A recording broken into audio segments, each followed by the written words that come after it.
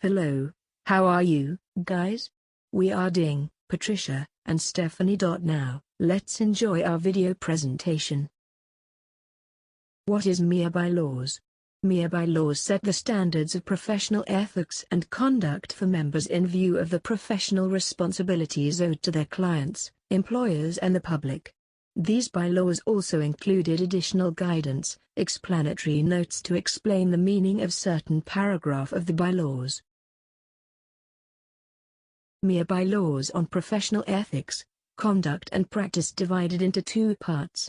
Part 1 is bylaws on professional ethics, while Part 2 is bylaws on professional conduct and practice. Part A consists of general application. The fundamental principles consists of integrity, objectivity, professional competence and due care, confidentiality and professional behavior. In Section 110, Integrity. It is to be straightforward and honest in business relationship. It also implies fair dealing and truthfulness. Section 120. Objectivity refers to members not to compromise their professional judgment because of bias, free conflict of interest and influence by others. A member shall be and be seen to be free of any interest which cause problem to his objectivity. Members should maintain the objectivity in their judgment. Section 130, Professional Competence and Due Care. Professional competence, where members strive continually to improve his professional services, keep his technical knowledge up to date, enhance professional competence. Due care refers to conduct with courtesy and responsible toward person who engage him and also to the public. Section 140, Confidentiality is to treat client information as confidential, where members cannot use that information for his personal advantage or third-party advantage. Section 150, Professional Behavior. Professional behavior requires auditor to comply with relevant laws and should also perform the job to maintain good name of Institute MIA as well as other members. In respect of advertising, marketing or promotions, material must be professionally dignified and in good taste and carried out in accordance with the relevant legislation. Now, let's move to Part B, Professional Accountants in Public Practice. Comprises of threats and safeguards. Professional appointment. Conflict of interest. Second opinions. Fees and other types of remuneration. Marketing public practice. Gift and hospitality. Custody of client assets. Objectivity and independence. Section 200, Threats and Safeguards. Compliance with the fundamental principles may potentially be threatened by a broad range of circumstances. Many threats fall into the following categories that are self-interest threats. For example, member of the assurance team having a significant close business relationship with an assurance client and a firm being concerned about the possibility of losing a significant client. Self-review threats. For example, firm issuing an assurance report on the effectiveness of the operation of financial systems after designing or implementing the systems. Intimidation threats. For example, firm being threatened with dismissal from a client engagement and litigation by the client. Familiarity threats. For example, member of the engagement team having a close or immediate family member who is a director or officer of the client. Advocacy threats. For example, the firm promoting shares in an audit client. Safeguards existed when any threats of independence are identified. An auditor is needed to safeguard himself either to eliminating or reducing the threats to an acceptable level. The safeguards can be categorized into two parts that are a safeguards created by the profession, legislation or regulation where the Malaysian Institute of Accountants, MIA, reviewed the practice and the auditors attends the compulsory public practice programs, and B. Safeguards within the audit firm's own systems and procedures which ensuring all members declared independence before engaged with the audit of public listed companies and complying with the quality control system implemented by the auditor. The only course of action would be refused to perform or withdrawal from engagement when the available safeguards are insufficient to eliminate or reduce threats. Section 210. Professional appointment. Under these by law, it is divided into three categories that are: 1. Client acceptance. Situation where the auditor should investigate the background and business activities of the audit client. 2. Engagement acceptance. The auditor should only accept audit engagements that he is competent to perform. He should consider whether acceptance would create any threats to compliance with the fundamental principles. Changes in professional appointment. Existing auditor. The existing auditor, on receipt of a communication, within 14 days to reply that, the existing auditor should get permission from the client. Potential auditor. A member who is asked to accept nomination as auditor is required to communicate with the existing auditor for the purposes to obtain information about client.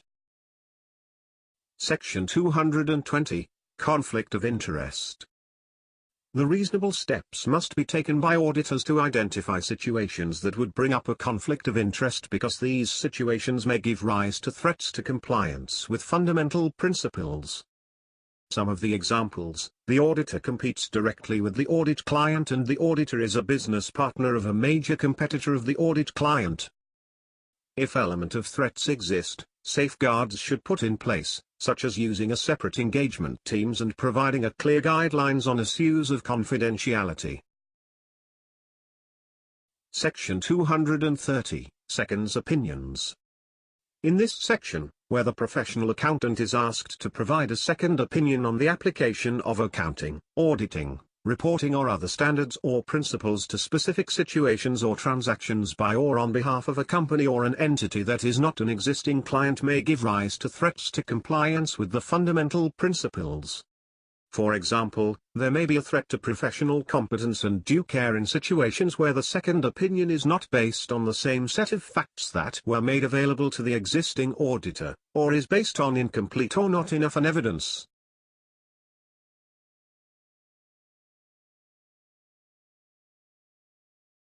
Section 240, Fees and other types of remunerations.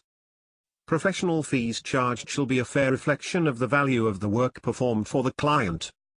Fees charged depends on the skill and knowledge required, the level of training and experience of the persons, the degree of responsibility and urgency. Section 240, Fees and other types of remunerations. Low fees. This fee is no unrealistically low fees except a non-profit organization. Overdue fee. Long overdue for amount of audit fee may give rise to self-interest threat.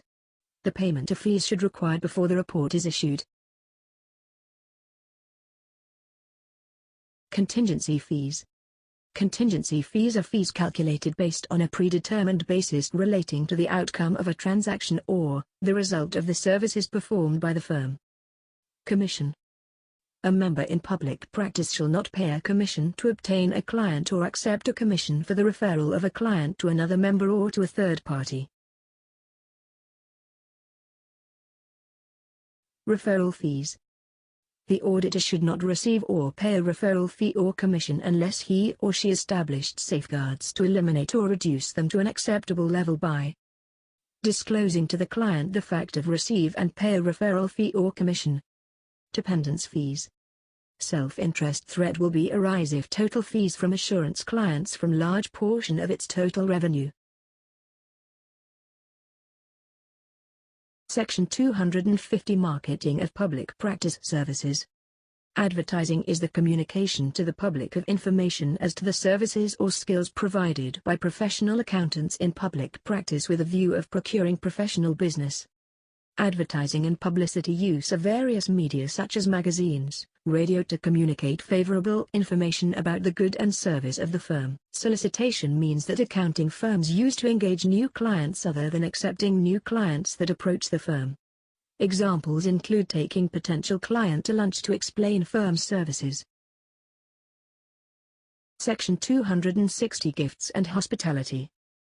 Accepting gifts from audit clients may create self-interest and familiarity threats, but generally is permissible if the value is clearly insignificant.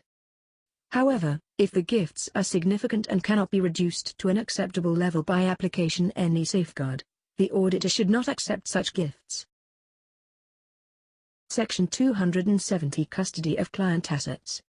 A professional accountant in public practice shall not assume custody of client monies or other assets unless permitted to do so by law and, if so, in compliance with any additional legal duties imposed on a professional accountant in public practice holding such assets. Section 280 Objectivity or services. An auditor is required to be fair, intellectually honest and free of conflict of interest when rendering services. It is the duty of auditor to present or report on information without bias and free from any influence. Section 290 Independence Audit and Review Engagement. The auditor must be independent from client in order to act professionally. The conceptual approach to independence requires that there is independence in mind and in appearance. Hello. Part 1 is done presented. Let us go for second part, which is Part 2 Bylaws on Professional Conduct and Practice. Part B Members in Public Practice. Section 500 Method of Practice. Prohibits a member from using a trade name to practice. Member shall practice as a chartered accountant or licensed accountant: in his own name, in his partner's name, in the name of existing firm. Section 510 Indemnity Insurance. Member shall ensure his firm maintains a policy of professional indemnity insurance. Minimum coverage Rm 100,000. Section 520 Death of incapacity of a sole practitioners. Shall enter into an arrangement with another member to continue with minimum disruption in death or incapacity, in the following ways: by entering into an agreement with another member, by satisfying the counsel that other adequate provision has been made, an auditor to ensure his family is aware of the arrangement. Section 540 Referrals. The service of an auditor with special skill may be hired by a client based on the referral of the auditor which provides service to the client. When receiving an assignment through referral from other member, the member should not undertake other professional services for the same client without informing the referring member.